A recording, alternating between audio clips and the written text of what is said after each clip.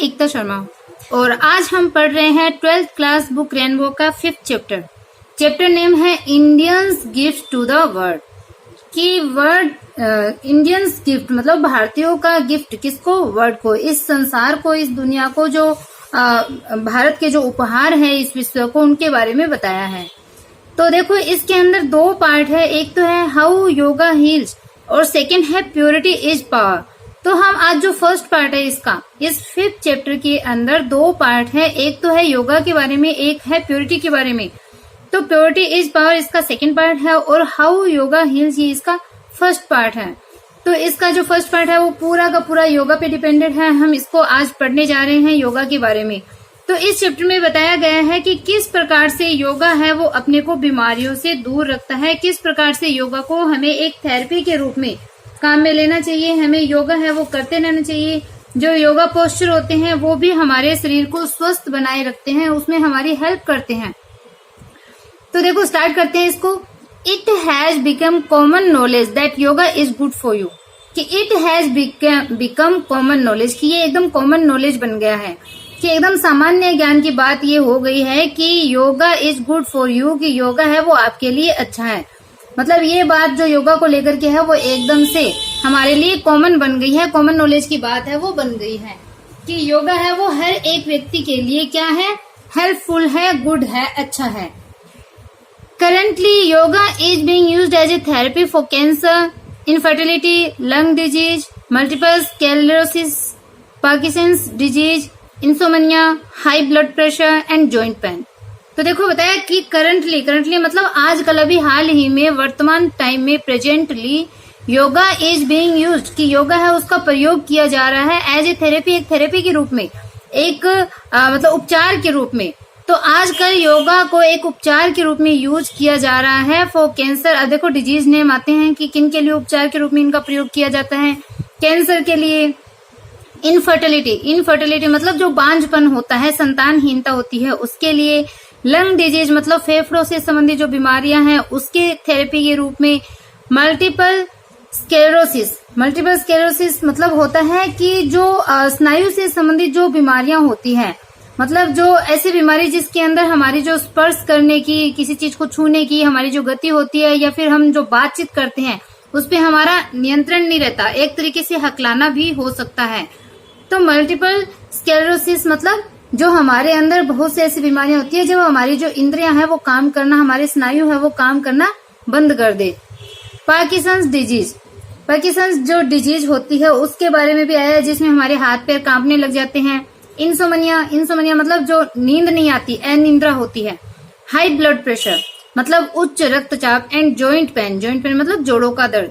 तो देखो इसमें ज्यादातर बीमारियों के नाम ही आएंगे कि किस प्रकार से योगा उनको हील करता है, कैसे वो हर एक चीज को, हमारे शरीर को मेंटेन करने में कैसे हमारी हेल्प करता है। तो ज्यादातर इसमें देखो बीमारियों के नाम ही आएंगे, तो अपने को याद रखना है इन बीमारियों का नाम।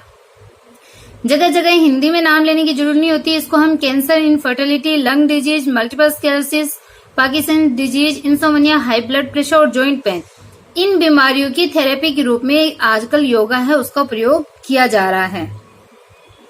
तो ऐसे अपने को याद रखना है, क्योंकि जब आंसर आएंगे तो वहां पे आपको लंग डिजीज लिखना पड़ेगा, मल्टीपल स्क्लेरोसिस लिखना होगा। Yet there is very little awareness and understanding on exactly how yoga heals, even in the yoga and medical communities। कि yet फिर भी मतलब इतना सारा काम है वो योगा कर रहा है, इनके थेरेपी के रूप में योगा को यूज में लिया जा रहा है, yet फिर भी there is very little awareness and understanding, कि यहाँ पे क्या है, बहुत कम अवेयरनेस है, जागरूकता है, और अंडरस्टैंडिंग मतलब समझ है। ऑन एग्जैक्टली मतलब एकदम पूर्ण रूप से कि हाउ योगा हील्स, कि किस प्रकार से योगा है वो हील करता है, इलाज करता है। तो किस प्रकार से योगा इलाज करता है इसके बारे में एग्जैक्ट जो जागरूकता और समझ है इसकी फिर भी कमी है।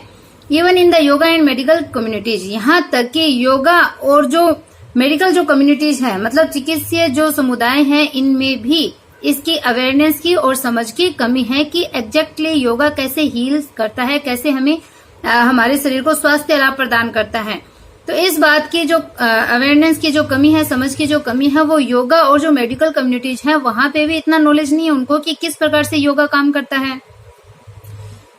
The key is to understand the relationship between stress, yoga and disease.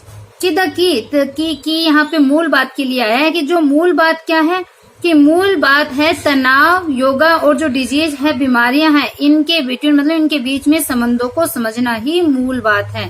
मतलब इन जो 3 चीज बताई है इनका संबंध सीखना ही इसकी मूल बात है कि कैसे इसको योगा के माध्यम से बीमारियों को, स्ट्रेस को कम किया जा सकता है। तो ये चीज इसमें बताई है। देखो आगे पढ़ते हैं। Medical research estimates that as much as 90% of illness and disease is stress related. तो इलनेस एंड डिजीज, इलनेस छोटी बीमारियां, डिजीज बड़ी बीमारियां होती है, कुल मिला के ये बीमारियों के लिए वर्ड आया है।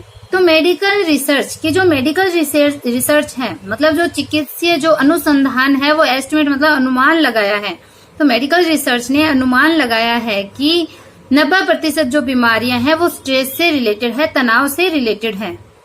A few of the many disease, देखो हम बार बार डिजीज को ऐसे हिंदी में डिफाइन नहीं करेंगे, ये कई वर्ड ऐसे हैं जिनको हमें इंग्लिश में ही अपने को काम में लेने हैं, जैसे मेडिकल रिसर्च है या फिर स्ट्रेस है। तो इन सब चीजों को बार बार मैं रिपीट नहीं करूंगी इनका कि ऐसे हिंदी में ऐसे होता है। एक बार जरूर आपको बताऊंगी कि इसको हिंदी में अपन क्या बोलते हैं, लेकिन हमको याद कैसे करना है, ऐसे ही इनको स्ट्रेस रिलेटेड है, जैसे जो हमने बोल दिया इंसोमनिया है, फर्टिलिटी है, जो हार्ट रेट है या फिर ब्लड प्रेशर है, तो इनको हमें वैसे ही काम में लेना है जो शब्द इसमें दिए गए हैं। ज्यादा इसमें टेंशन वाली कोई दिक्कत नहीं है, सिर्फ बीमारियों से रिलेटेड। मतलब साइंस वाले जो बच्चे हैं उनके लिए तो ये चैप्टर बहुत ही इजी रहने वाला है। बाकी बच्चे अगर ध्यान लगाएंगे उनको अच्छे से सारी चीज समझ में आ जाएगी। तो इसमें बताया कि जो 90% जो बीमारियां हैं वो स्ट्रेस से रिलेटेड होती है, तनाव से जुड़ी हुई होती है, ऐसा मेडिकल रिसर्च ने अनुमान लगाया है। A few of the many diseases and conditions that have been linked to an overactive stress response include cardiovascular disease, depression, anxiety, some types of diabetes mellitus, etc. A few of the many diseases and conditions कि बहुत सी जो बीमारियां होती है, जो conditions मतलब जो परेशानियां होती है, जो स्थितियां होती हैं, उनमें से कुछ, इफ यू दे रखा ना मतलब कुछ, बहुत सी बीमारियां और स्थितियों में से कुछ, that have been linked to an overactive stress response, जो कि अत्यधिक, ओवरएक्टिव मतलब अत्यधिक स्ट्रेस की जो रिस्पॉन्स होता है, प्रतिक्रिया, कि अत्यधिक तनाव की प्रतिक्रिया से जुड़ी हुई होती है। कि अत्यधिक जो बहुत सी बीमारियां और जो परिस्थितियां हैं उनमें से कुछ है वो अत्यधिक स्ट्रेस लेने की जो प्रतिक्रिया है उससे जुड़ी हुई होती है, इंक्लूड जिसमें सम्मिलित है, जिसमें कौन कौन से, या फिर इनको हम एग्जाम्पल के रूप में भी ले सकते हैं, कार्डियोवैस्कुलर डिजीज। कार्डियोवैस्कुलर मतलब जो हृदय से जुड़ी हुई, जो अपने जो रक्त संचार जो होता है उससे जुड़े हुए रोग। तो कार्डियोवैस्कुलर डिजीज मतलब हृदय और रक्त संचार से जुड़े हुई बीमारी। डिप्रेशन मतलब अवसाद, एक तरीके से तनाव को भी बोलते हैं, स्ट्रेस को भी, लेकिन डिप्रेशन होता है अवसाद, स्ट्रेस से भी खतरनाक चीज होती है डिप्रेशन। एंजाइटी होती है चिंता। Some types of diabetes mellitus, और कुछ प्रकार की जो डायबिटीज की जो बीमारियां होती है, मधुमेह की जो बीमारियां होती है वो इसमें सम्मिलित हैं। तो बहुत सी जो बीमारियां और स्थितियां हैं उनमें से कुछ इस स्ट्रेस से, मतलब जब हम बहुत ज्यादा स्ट्रेस ले लेते हैं तो इनसे जुड़ी हुई बीमारियां हैं, तो हमें इतना स्ट्रेस नहीं लेना चाहिए। देखो स्ट्रेस छोटे स्तर पे होता है और जब वो बढ़ता है, स्ट्रेस फैलता है, बढ़ता जाता है, तो वो डिप्रेशन का रूप ले लेता है, एंजाइटी हो जाती है, डायबिटीज हो जाती है, और कार्डियोवैस्कुलर डिजीज है वो भी हो जाती है चिंता करने से, स्ट्रेस लेने से। तो ये स्ट्रेस से रिलेटेड बीमारी है वो बताई गई है। अब देखो इसमें बताया कि when we feel as stress, कि जो स्ट्रेस के रूप में जो हम महसूस करते हैं, मतलब जो स्ट्रेस जैसा हम फील करते हैं, तनाव जैसा जो हम महसूस करते हैं, फील करते हैं, is the product of the sympathetic nervous system और द फाइट और फ्लाइट रेस्पॉन्स, कि जिसे हम तनाव जैसा फील करते हैं, जिसे हम स्ट्रेस जैसा महसूस करते हैं, इज द प्रोडक्ट, ये एक प्रोडक्ट है, उत्पाद है किसका, सिंपैथेटिक नर्वस सिस्टम का। सिंपैथेटिक मतलब संवेदनशीलता से युक्त या संवेदनशील स्नायु तंत्र या प्रणाली, स्नायु तंत्र या स्नायु प्रणाली। तो जो सिंपैथेटिक नर्वस सिस्टम का ही ये उत्पाद है जिसे हम स्ट्रेस जैसा फील करते हैं। या फिर क्या है, द फाइट और फ्लाइट रेस्पॉन्स। फाइट मतलब लड़ना, फ्लाइट मतलब भाग जाना, या फिर जो शरीर के अंदर जो लड़ो या फिर भाग जाओ की जो रेस्पॉन्स होती है, प्रतिक्रिया है, वो होता है जिसे हम स्ट्रेस जैसा फील करते हैं। तो an almost instantaneous surge in heart rate, cardiac output, blood pressure, sweating, shallow breathing, and metabolism combined with a tensing of muscles. तो एन ऑलमोस्ट कि लगभग जो इंस्टेंटेनियस जो सर्ज होता है, सर्ज मतलब जो उठाव होता है, इंस्टेंटेनियस मतलब जो लगातार कंटिन्यूसली, तो कंटिन्यूस मतलब लगातार जो उठाव होता है, सर्ज मतलब जो उठाव है, किस चीज में उठाव है, इन हार्ट रेट। कि ये जो प्रतिक्रिया है, देखो यहां से अपने को समझना पड़ेगा ये सेंटेंस की जो हम स्ट्रेस जैसा फील करते हैं वो सिंपैथेटिक नर्वस सिस्टम का एक उत्पाद है या फिर फाइट और फ्लाइट का जो रिस्पॉन्स है उसका ये एक रिस्पॉन्स है, फाइट और फ्लाइट की प्रतिक्रिया है।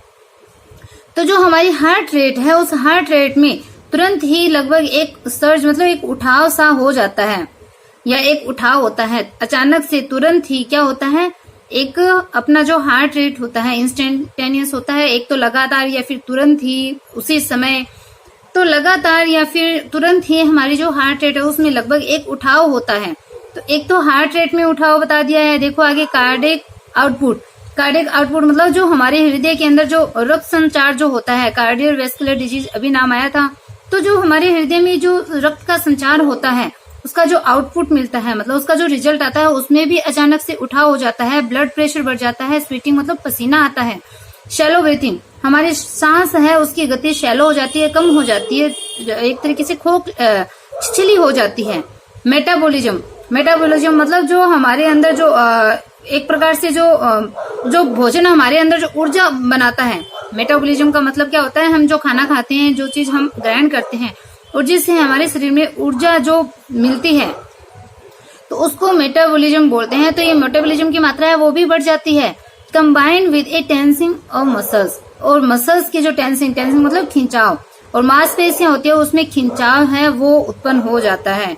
किसकी वजह से, जो स्ट्रेस हम फील करते हैं, तो ये क्या है, एक सिंपैथेटिक नर्वस सिस्टम का एक प्रोडक्ट है या फिर फाइट और फ्लाइट का एक रिस्पॉन्स है, जिससे हमारी हार्ट रेट में बढ़ोतरी हो जाती है, हृदय का रक्त संचार बढ़ जाता है, ब्लड प्रेशर बढ़ जाता है, पसीना आता है, सांस की गति धीमी हो जाती है, मेटाबॉलिज्म बढ़ जाता है और इसके साथ साथ मांसपेशियों में खिंचाव हो जाता है। और ये सारी चीज किसकी वजह से, स्ट्रेस की वजह से होती है।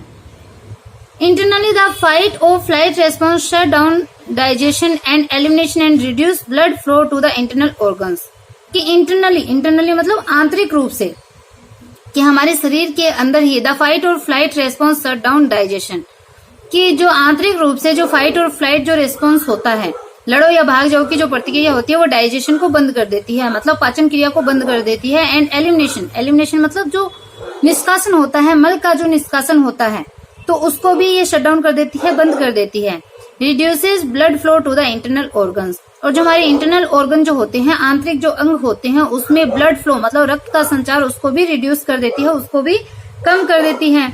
जो स्ट्रेस है, उस स्ट्रेस के बारे में बताया जा रहा है कि स्ट्रेस से क्या क्या होता है। अब स्ट्रेस के बारे में देखो, for short term this stress reaction is a good thing, कि फॉर शॉर्ट टर्म मतलब थोड़ी देर के लिए, स्ट्रेस है वो थोड़ी देर के लिए क्या होता है, this stress reaction is a good thing, कि ये जो स्ट्रेस रिएक्शन होता है, जो तनाव की प्रतिक्रिया होती है, वो एक अच्छी चीज है, मतलब थोड़ी देर के लिए अगर स्ट्रेस रहे तो ये अच्छी चीज है, कोई बुरी चीज नहीं है। द फाइट और flight response prepares us to respond to any environmental threat by fighting against it और फ्लीइंग फ्रॉम इट।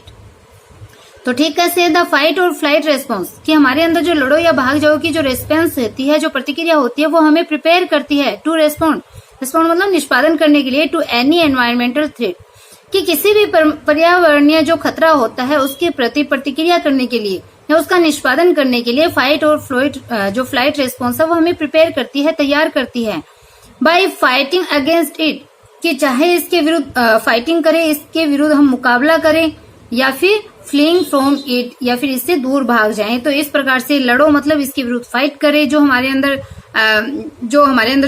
जो समस्याएं वगैरह आ जाती है, मतलब एक तरीके से अगर हम बीमार हो जाते हैं तो हम दो चीज कर सकते हैं, या तो हम अपने अंदर ऐसे एनर्जी रखें कि हम इस बीमारी को ठीक करेंगे, या फिर हम डर करके बैठ जाते हैं और मतलब फाइनली जो डेथ है वो अपने को मिल जाती है। तो या तो हम इससे मुकाबला करें या इससे दूर भाग जाएं। बट लॉन्ग टर्म, लेकिन अब स्ट्रेस के बारे में बताया कि शॉर्ट टर्म के लिए तो ये अच्छी है, बट लॉन्ग टर्म लेकिन लंबे समय के लिए continuous exposure to stress is harmful, कि लगातार जो एक्सपोजर मतलब जो दबाव होता है, जो मतलब एक तरीके से घिरे रहना जो होता है, तनाव से घिरे रहने की बात चल रही है यहाँ पे। तो लगातार मतलब ज्यादा देर तक स्ट्रेस से घिरे हुए रहना, स्ट्रेस का शिकार बने रहना इज हार्मफुल, वो हार्मफुल होता है, मतलब हानिकारक होता है, खतरनाक होता है। Placing excess wear and tear मतलब टूट फूट। प्लेसिंग मतलब ये कर देता है, एक्सेस मतलब अत्यधिक, टूट फूट ऑन द बॉडी सिस्टम, कि हमारी जो बॉडी सिस्टम जो होता है, हमारे शरीर का जो प्रणाली है उसके अंदर अत्यधिक टूट फूट को कर देता है। जो तनाव मतलब आंतरिक रूप से ये हमें कमजोर बना देता है। Severally limiting the bodies natural maintenance और हीलिंग एबिलिटीज, और हमारे शरीर को स्वाभाविक रूप से बनाए रखने की और इसका उपचार करने की जो एबिलिटीज जो होती है, क्षमताएं होती है, उसको गंभीर रूप से लिमिट कर देता है, उसको भी कम कर देता है अत्यधिक। तो ऐसे बताया कि स्ट्रेस है वो क्या कर देता है, लंबे समय तक अगर स्ट्रेस रहे तो वो हानिकारक होता है। हमारे शरीर के जो बॉडी सिस्टम जो हमारा होता है, शरीर की जो प्रणाली होती है उसके अंदर वो अत्यधिक टूट फूट कर देता है, और स्वाभाविक रूप से अपने शरीर को बनाए रखने की और उसको स्वस्थ रखने की जो हमारे अंदर एबिलिटी होती है उस क्षमता को भी ये कम कर देता है। Chronic stress can lead to continuously high level of cortisol. तो देखो, क्रोनिक स्ट्रेस मतलब लंबे समय तक रहने वाला जो स्ट्रेस होता है, कैन लीड वो ले जा सकता है टू कंटिन्यूसली लगातार हाई लेवल, एक उच्च लेवल तक, एक बड़े स्तर तक, और कोर्टिसोल भी एक हार्मोन का नाम है, कि लंबे समय तक रहने वाला जो स्ट्रेस है वो कोर्टिसोल नामक जो हार्मोन है उसको लगातार हाई लेवल तक ले जा सकता है। उस कोर्टिसोल हार्मोन की मात्रा को ये लगातार बढ़ा सकता है। This hormone at normal levels helps to maintain an active healthy body including regulation of metabolism and blood pressure. कि this hormone at normal level, कि नॉर्मल लेवल पे ये जो हार्मोन होता है, मतलब सामान्य स्तर पर ये जो हार्मोन होता है वो हमारे शरीर को, बॉडी को, मतलब हमारे शरीर को एक्टिव और हेल्दी मतलब स्वस्थ बनाए रखने में हेल्प करता है, जिसमें इंक्लूडिंग सम्मिलित है रेगुलेशन ऑफ मेटाबॉलिज्म, की जो मेटाबॉलिज्म जो होता है हमारे शरीर को जो ऊर्जा प्रदान करता है उसका नियंत्रण, और ब्लड प्रेशर को, रेगुलेशन होता है नियंत्रण करना, कि मेटाबॉलिज्म और ब्लड प्रेशर को नियंत्रित करना इसमें सम्मिलित है। तो अगर ये दोनों चीजें नियंत्रित रहेगी तो हमारी बॉडी है वो हेल्दी और एक्टिव रहेगी। तो ये जो सामान्य लेवल पे ये जो हार्मोन होता है वो हमारे शरीर को एक्टिव और हेल्दी रखता है, और हमारे ब्लड प्रेशर को, मेटाबॉलिज्म को भी कंट्रोल में रखता है। But excessive amount of cortisol can suppress the immune system and cause sleep disturbance and loss of appetite. But लेकिन एक्सेसिव अमाउंट ऑफ कोर्टिसोल की जो अत्यधिक मात्रा जो होती है, कोर्टिसोल जो हार्मोन है इसकी अत्यधिक मात्रा है वो हमारी जो इम्यून सिस्टम जो होता है, रोग प्रतिरोधक की जो क्षमता हमारे अंदर होती है उस प्रणाली को ये सप्रेस मतलब दबा देती है। एंड कोज स्लीप डिस्टर्बेंसेज, और जो निंद्रा जो होती है हमारी, जो स्लीप होती है, जो नींद जो हमारी होती है उसको डिस्टर्ब कर देती है, उसको भंग कर देती है, मतलब नींद नहीं आती है, नींद न आने का कारण बन जाती है। एंड लॉस ऑफ एपेटाइट, और भूख को भी ये खत्म कर देती है।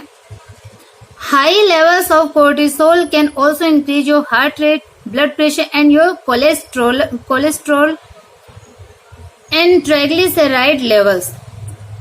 Risk factor for both heart attack and strokes. तो देखो, ये बीमारियों के नाम मैंने आपको पहले ही बताया कि बीमारियों के नाम इसमें बहुत ज्यादा आने वाले हैं, तो आपको घबराना नहीं, आप बस बीमारियों के नाम है वो इसी टाइप से लो।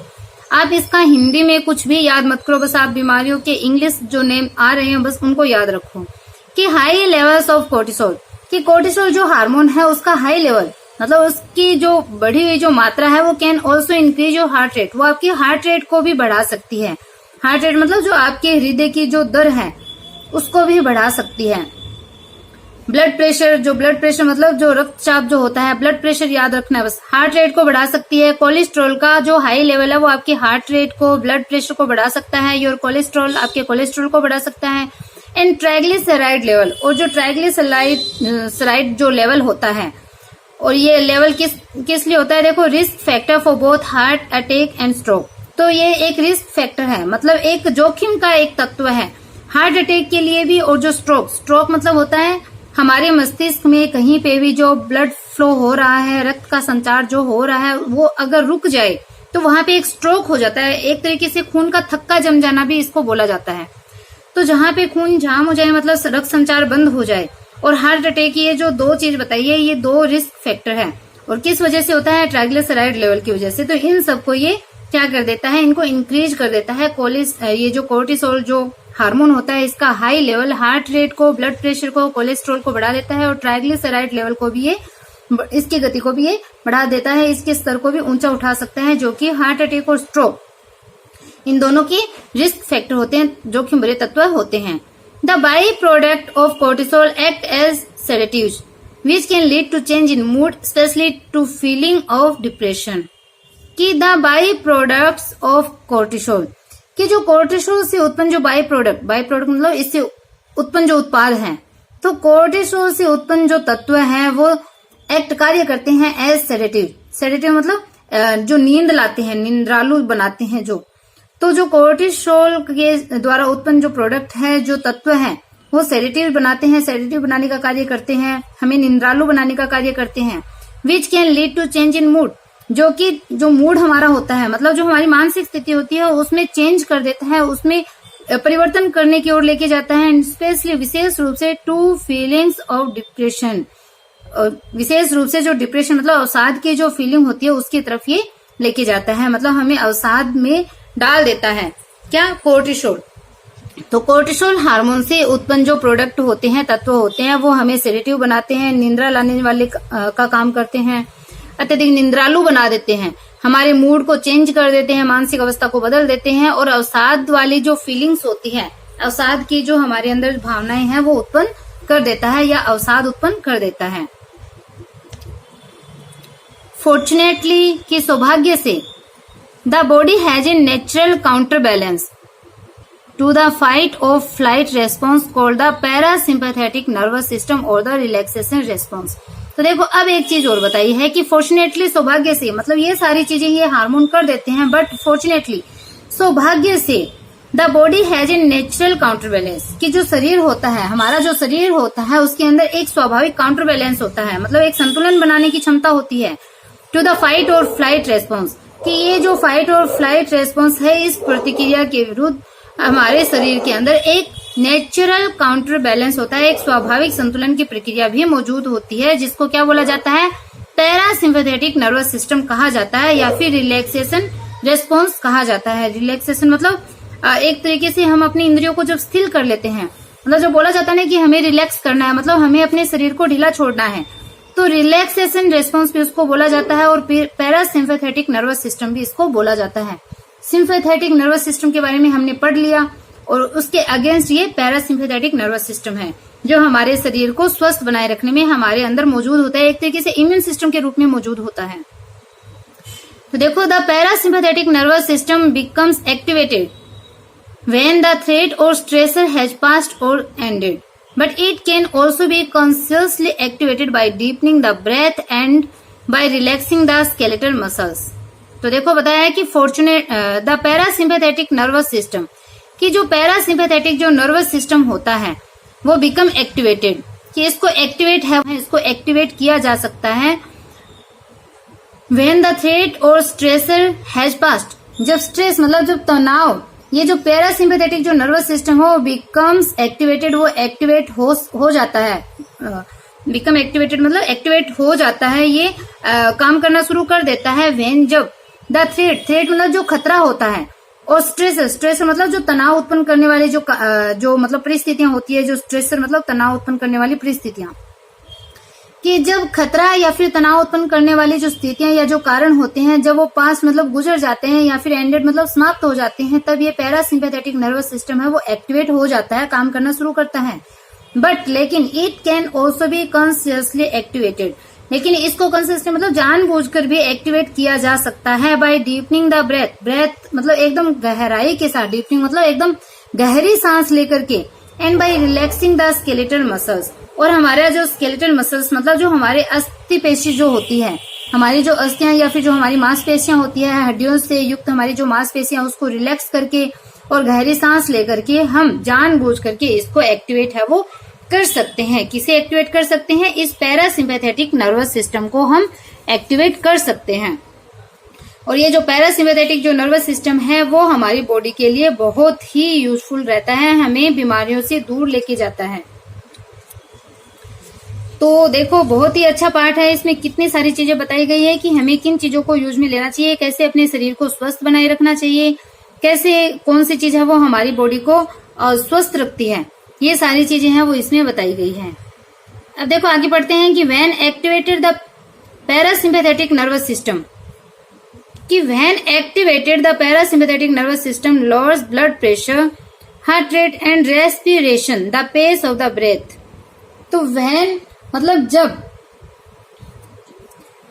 व्हेन एक्टिवेटेड कि सक्रिय होने पर जब ये एक्टिवेटेड हो जाती है, मतलब पैरासिम्पैथेटिक नर्वस सिस्टम जब एक्टिवेट हो जाता है तो ये जो पैरासिम्पैथेटिक नर्वस सिस्टम है वो लोअर्स ब्लड प्रेशर, वो हमारे ब्लड प्रेशर को लो कर देता है, कम कर देता है, और जो हार्ट रेट होती है उसको भी कम कर देता है। एंड रेस्पिरेशन, रेस्पिरेशन का मतलब क्या होता है, the pace of the breath, breath मतलब जो सांस, तो सांस की जो गति है उसको भी कम कर देता है।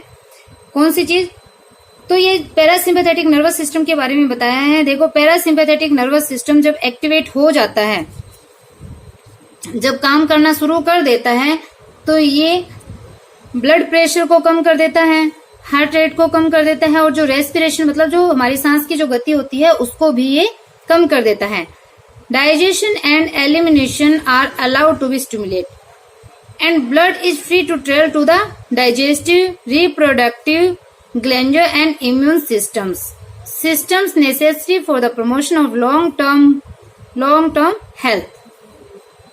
कि digestion and elimination, digestion word भी पहले आ गया है और एलिमिनेशन के बारे में भी पहले ही हम पढ़ चुके हैं। एलिमिनेशन क्या होता है, मल का निष्कासन। तो एक तो डाइजेशन, डाइजेशन मतलब जो हमारी पाचन क्षमता होती है, और एलिमिनेशन मतलब जो मल का निष्कासन होता है। Are allowed to be stimulated मतलब उत्तेजित करना।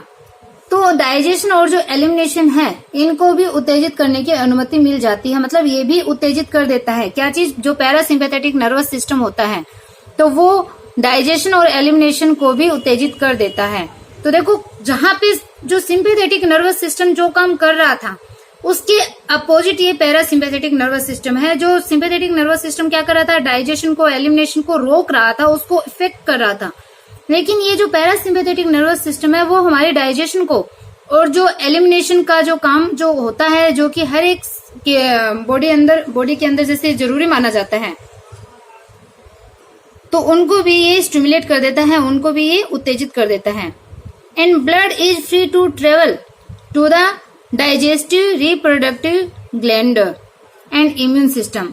और इसमें देखो क्या बताया है कि ये क्या करता है, जो ब्लड होता है ब्लड को वो फ्री कर देता है, स्वतंत्र कर देता है। टू ट्रेवल, ट्रेवल यानी यात्रा करने के लिए, मतलब जो रक्त है उसको संचालित करने के लिए। टू द डाइजेस्टिव, डाइजेस्टिव मतलब अपने जो पाचन के जो केंद्र होते हैं या पाचन जो संस्थान होते हैं उनके अंदर। रिप्रोडक्टिव, प्रोडक्टिव मतलब होता है उत्पादन, रिप्रोडक्टिव यानी पुनरुत्पादक।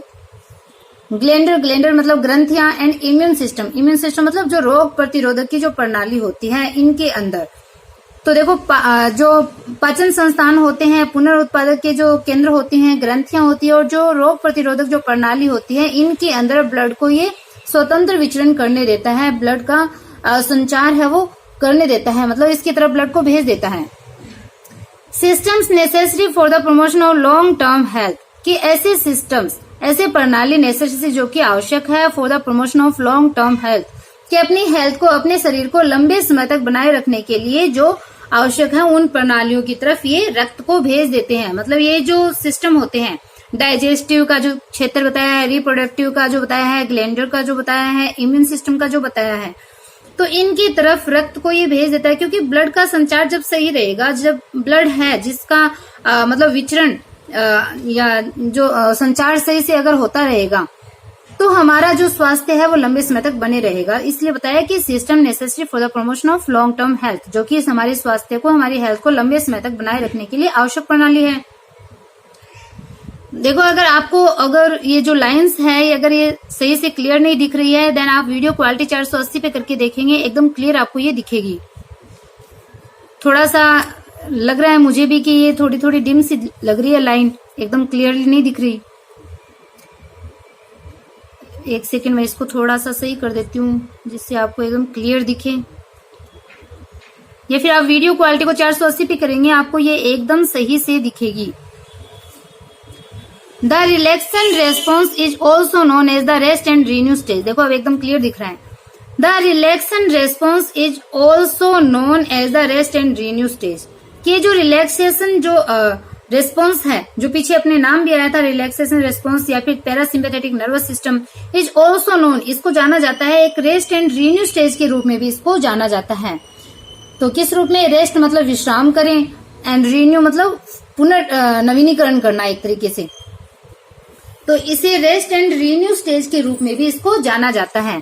तो एक नाम तो इसका हो गया पैरासिम्पैथेटिक नर्वस सिस्टम, एक हो गया रिलैक्सेशन रेस्पॉन्स और एक हो गया rest and renew stage. When the body has the time and resources to heal the body and to respond to illness, कि when the body has the time and resources to heal the body, कि जब body को heal करने के लिए, मतलब जब हमारे शरीर को स्वस्थ बनाए रखने के लिए, एंड रेस्पॉन्ड टू इलनेस, और बीमारियों से मतलब बीमारियों से लड़ने के लिए या बीमारियों के विरुद्ध प्रतिक्रिया करने के लिए जब हमारे शरीर के पास में समय और रिसोर्सेज होता है, हमारे शरीर के पास में समय और जो रिसोर्सेज मतलब जो संसाधन होते हैं, तो इसको क्यों बोला जाता है रेस्ट और रीन्यू स्टेज? क्योंकि हमारी बॉडी के अंदर हमारी बॉडी को हील करने के लिए, हमारी बॉडी को स्वस्थ रखने के लिए और बीमारियों से विरुद्ध लड़ने के लिए हमारी बॉडी के पास में समय और संसाधन होते हैं, मतलब ऑटोमेटिकली हमारे अंदर इम्यून सिस्टम होता है। Obviously, by increasing the frequency, time and depth of the relaxation response, we not only allow our body to recover from illness and disease, but we also practice preventive medicine by allowing the body to perform all of its essential maintenance tasks. कि obviously मतलब स्पष्ट रूप से by increasing the frequency, time and depth of the relaxation response, कि जो relaxation जो response है उसकी फ्रीक्वेंसी मतलब उसकी जो बारंबारता है, समय और जो गहराई है, इसको बढ़ा करके, मतलब इंक्रीजिंग यानी बढ़ाना, तो रिलैक्सेशन रेस्पॉन्स की फ्रीक्वेंसी को, बारंबारता को, टाइम और जो इसकी डेप्थ है, गहराई है, इसको बढ़ा करके we not only allow our body to recover from illness और एंड डिजीज, कि हम न केवल हमारी बॉडी को बीमारियों से रिकवर करने की अनुमति देते हैं, मतलब न केवल हम हमारे शरीर को बीमारियों से मुक्त होने के अवसर प्रदान करते हैं, बट वी ऑल्सो प्रैक्टिस, बल्कि हम प्रैक्टिस मतलब अभ्यास में लेते हैं प्रिवेंटिव मेडिसिन। प्रिवेंटिव मेडिसिन मतलब रोग प्रतिरोधक जो औषधि होती है, तो हम हमारे शरीर को जो प्रिवेंटिव जो मेडिसिन है, जो रोग प्रतिरोधक जो औषधि है, उसको प्रैक्टिस करने के, उसको भी अभ्यास में लेने के अवसर देते हैं। बाय अलाउइंग द बॉडी, अपने शरीर को अलाउ करके, अनुमति दे करके, अवसर प्रदान करके, to perform all of its essential maintenance task, कि हम अपने शरीर के जो सारे जो एसेंशियल मतलब आवश्यक जो टास्क है, मतलब सभी आवश्यक जो कार्य हैं, उनको मेंटेनेंस करने के लिए, मतलब उसको बनाए रखने के, उसको बनाए रखने के इसके हमारी बॉडी को अवसर भी प्रदान करते हैं। बाय अलाउइंग द बॉडी, की हमारी बॉडी को अलाउ करते हैं, हमारी बॉडी को अवसर प्रदान करते हैं टू परफॉर्म करने के लिए all of its essential maintenance task, की इसके सभी आवश्यक कार्यों को मेंटेनेंस मतलब पूरा करने के लिए हम हमारी बॉडी को परफॉर्म करने के लिए अवसर भी प्रदान करते हैं, इसे अनुमति देते हैं कि अपने सारे आवश्यक कार्य है उनको पूरा करें। छोटा सा चैप्टर है, ये खत्म होने वाला है, बस थोड़ा सा ही बाकी बचा है, इसको पूरा पढ़ लेते हैं अपन। अब एकदम इजी आने वाला है, देखो। Yoga's emphasis on long deep breathing and conscious relaxation activates the parasympathetic nervous system and promotes its rest and renew functions। देखो ये चैप्टर बहुत इजी चैप्टर है, इसमें सारे वर्ड है वो बार बार रिपीट हो रहे हैं। देखो पैरासिम्पैथेटिक नर्वस सिस्टम है, रेस्ट एंड रिन्यू स्टेज है, या फिर इसके अंदर सिंपैथेटिक नर्वस सिस्टम है, फाइट और फ्लाइट रेस्पॉन्स है, या फिर बीमारियों के नाम है। तो इतनी ही चीजें इसके अंदर बताई गई है, आपको अलग अलग चीजें याद नहीं करनी। कोर्टिसोल हार्मोन है, सेम चीज बार बार रिपीट हो रही है।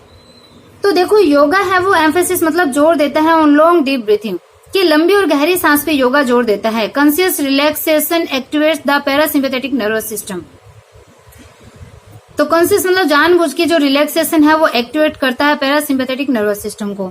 तो देखो गहरी श्वास लेकर, लंबी और गहरी श्वास लेकर के और जानबूझ करके जो रिलैक्सेशन है उस पर योग का बल है वो हमारे पैरासिम्पैथेटिक नर्वस सिस्टम को एक्टिवेट करता है।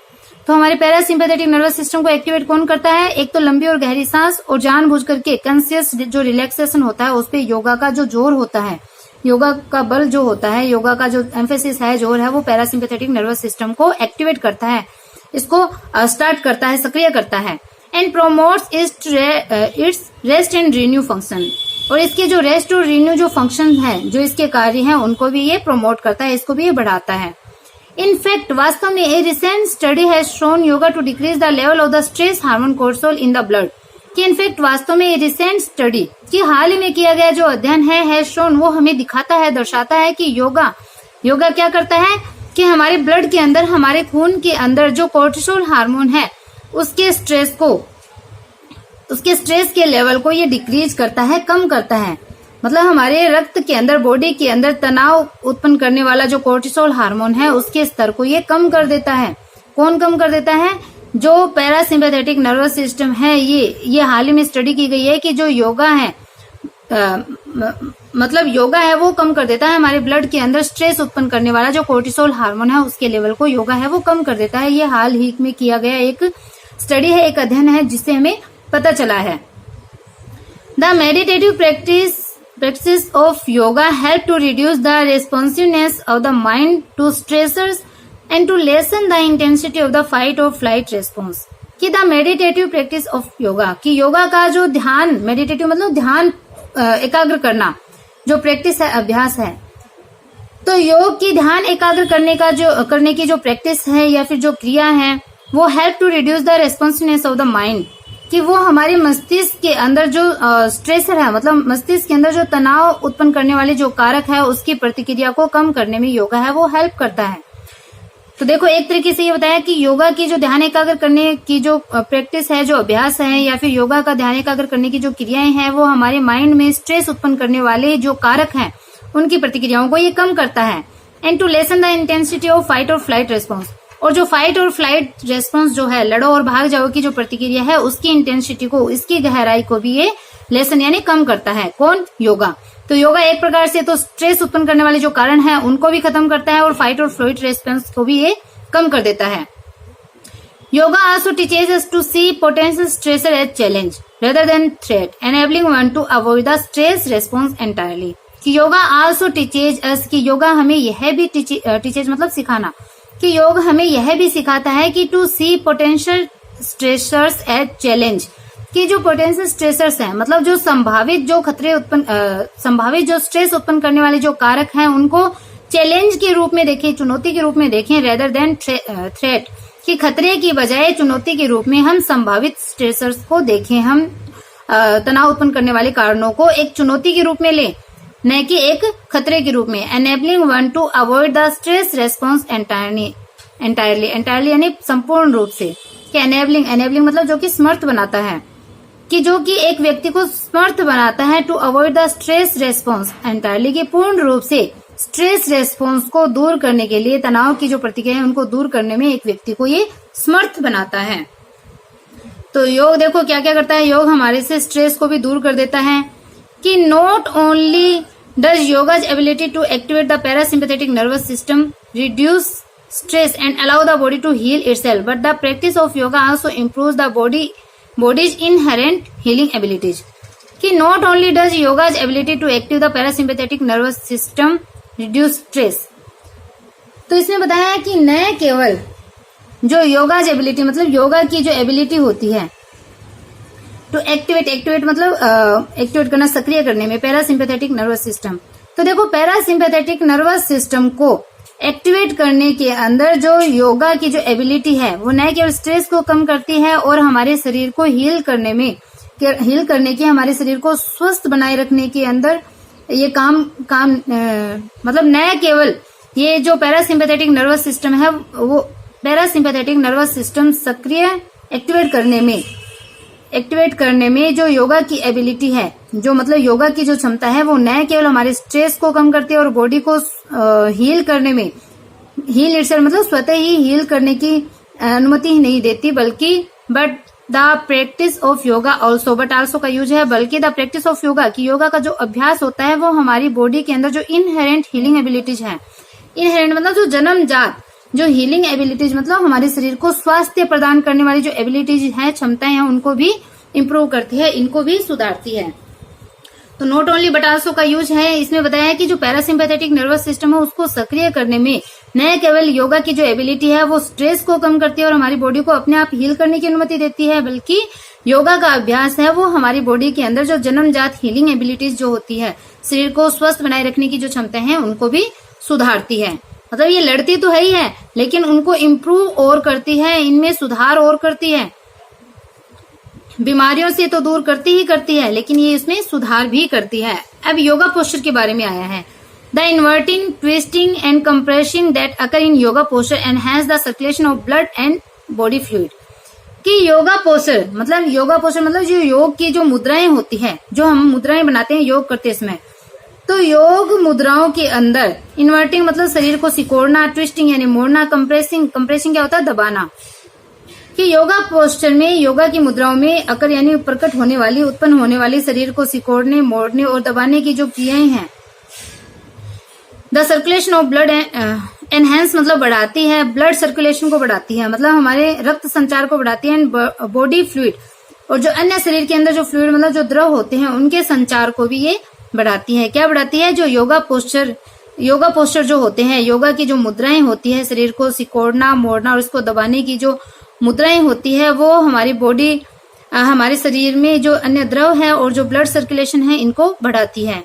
This increase in circulation not only improves the body's ability to deliver the material needed to allow healing to take place, but also activates the lymphatic system to maintain normal functioning of the immune system and inflammation response.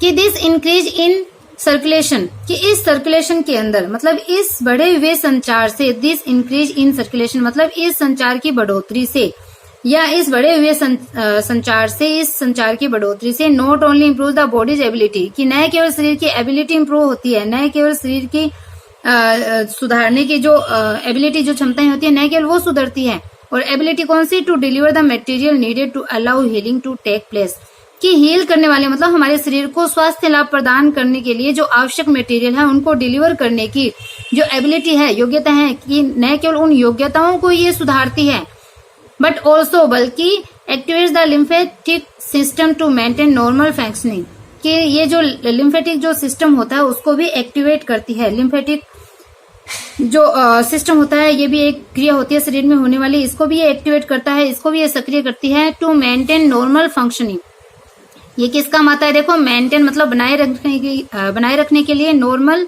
Functioning मतलब सामान्य कार्यों को, of the immune system, कि immune system के अंदर मतलब रोग प्रतिरोधक क्षमता के अंदर, एंड इन्फ्लेमेशन रेस्पॉन्स। इन्फ्लेमेशन क्या होता है? जब किसी जगह चोट लग जाती है, उससे जो सूजन आ जाती है, तो सूजन की जो रेस्पॉन्स है, प्रतिक्रियाएं हैं। तो देखो, इसमें बताया है कि इम्यून सिस्टम मतलब रोग प्रतिरोधक क्षमता और रोग प्रतिरोधक जो प्रणाली होती है और जो सूजन की जो प्रतिक्रिया है, उनके सामान्य फंक्शन को, सामान्य कार्य को बनाए रखने वाले लिम्फेटिक सिस्टम को भी ये एक्टिवेट करती है। क्या चीज एक्टिवेट करती है? जो सर्कुलेशन है, इंक्रीज इन सर्कुलेशन मतलब जो रक्त संचार के अंदर बढ़ोतरी, न केवल शरीर को स्वास्थ्य लाभ प्रदान करने के लिए आवश्यक मटेरियल को डिलीवर करने की हमारे शरीर की एबिलिटी को इम्प्रूव करती है, बल्कि जो इम्यून सिस्टम है और जो इन्फ्लेमेशन रेस्पॉन्स के जो सामान्य कार्य है उनको बनाए रखने वाले लिम्फेटिक सिस्टम को भी एक्टिवेट करती है। Yoga posture also improve muscle strength, flexibility and range of motion, all very important for the healing and prevention of musculoskeletal disease such as arthritis and osteoporosis.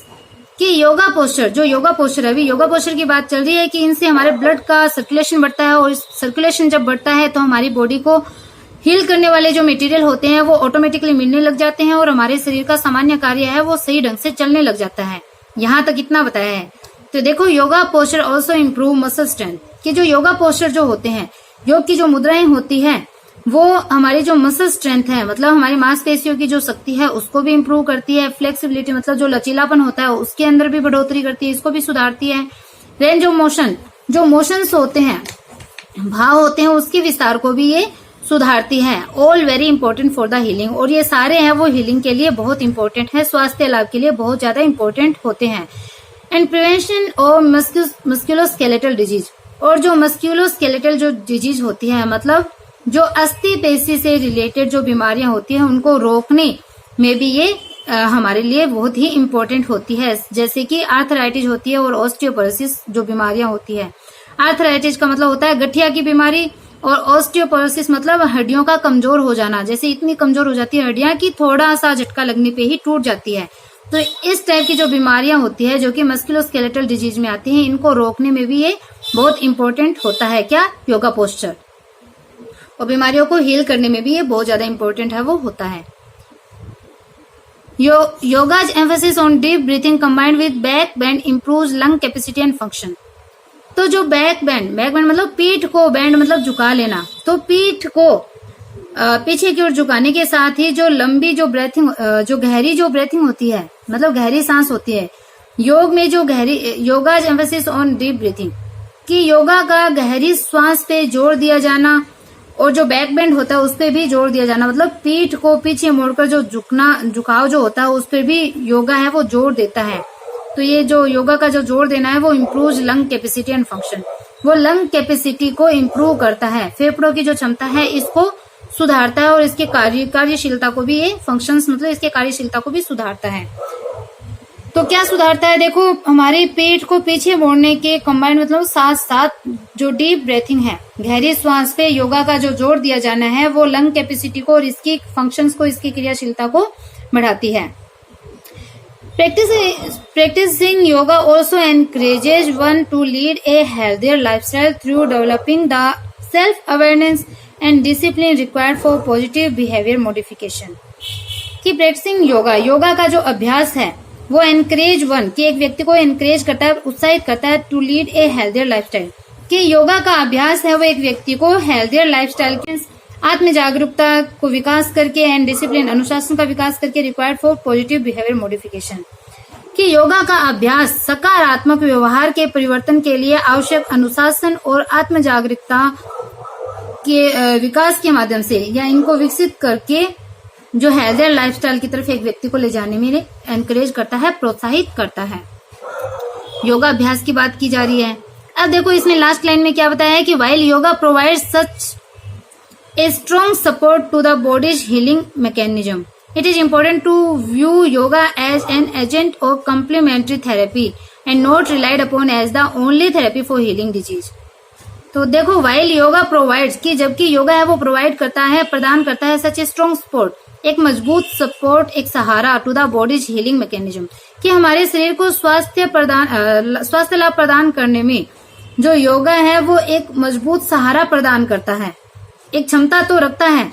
It is important to view, लेकिन यह देखना भी एक important चीज है, बहुत जरूरी है कि योगा को किस रूप में देखना भी जरूरी है, as an agent and complementary therapy, कि योगा को एक सहायक या फिर एक पूरक थेरेपी के रूप में योगा को देखना भी इम्पोर्टेंट है, महत्वपूर्ण है। मतलब ऐसे भी हमें देखना चाहिए। ये ठीक है, बॉडी को हील करने में हमारी हेल्प करती है, एक सहारे के रूप में है, हमारे शरीर को स्वस्थ करने का जो मैकेनिज्म है, जो यांत्रिक रूप से ये जो हमारी बॉडी है, तो इसको हील करने के लिए योगा है वो वास्तव में क्या है, एक स्ट्रॉन्ग सपोर्ट है, एक मजबूत सहारा प्रदान करता है। बट इसे योगा को एक सहायक या फिर एक जो एजेंट मतलब एक तरीके से अतिरिक्त उपाय भी होता है, या फिर एक पूरक थेरेपी के रूप में योगा को देखना है, वो इम्पोर्टेंट है, महत्वपूर्ण है। एंड नॉट रिलाइड अपॉन, मतलब निर्भर रहना, and not relied upon as the only therapy for healing disease, कि डिजीज को, बीमारियों को हील करने के लिए, बीमारियों से स्वस्थ होने के लिए इसे केवल एकमात्र थेरेपी के रूप में इस पे निर्भर नहीं रहना चाहिए। मतलब ऐसा नहीं सोचना चाहिए कि बीमारियां हैं वो बिना डॉक्टर को दिखाए, बिना उसका इलाज करवाए सिर्फ योगा से ही ठीक हो जाएगी। तो इसे एक ओनली थेरेपी के रूप में भी इस पे रिलाइड नहीं रहना चाहिए, निर्भर नहीं रहना चाहिए। तो इस प्रकार से ये जो चैप्टर है वो योगा को लेकर के हमारा चैप्टर यहाँ पे समाप्त हो जाता है। अब बात आती है अपनी क्वेश्चन की। हमने क्वेश्चन की बात भी करी थी, तो आपको बताना है कि स्ट्रेस से रिलेटेड कितनी % जो बीमारियां बताई गई है स्ट्रेस से रिलेटेड, और एक ये बताना है कि करंटली मतलब हाल ही में योगा है वो किन बीमारियों की थेरेपी के रूप में यूज में लिया जा रहा है, योगा को किन बीमारियों की थेरेपी के रूप में यूज में लिया जा रहा है। स्टार्टिंग में ही ये चीज मैंने बताई थी। और एक बताना है कि कितनी % बीमारियां हैं वो स्ट्रेस से रिलेटेड पाई गई है, कितनी % बीमारियां स्ट्रेस से रिलेटेड पाई गई है। तो इस प्रकार से अपना चैप्टर है वो यहाँ पे समाप्त होता है। आई होप आपको चैप्टर समझ में आया होगा। बहुत ही इंटरेस्टिंग चैप्टर, ये मैं बोल सकती हूँ कि बहुत ही इंटरेस्टिंग, बहुत ही नॉलेजेबल, ज्ञान देने वाला ये चैप्टर है।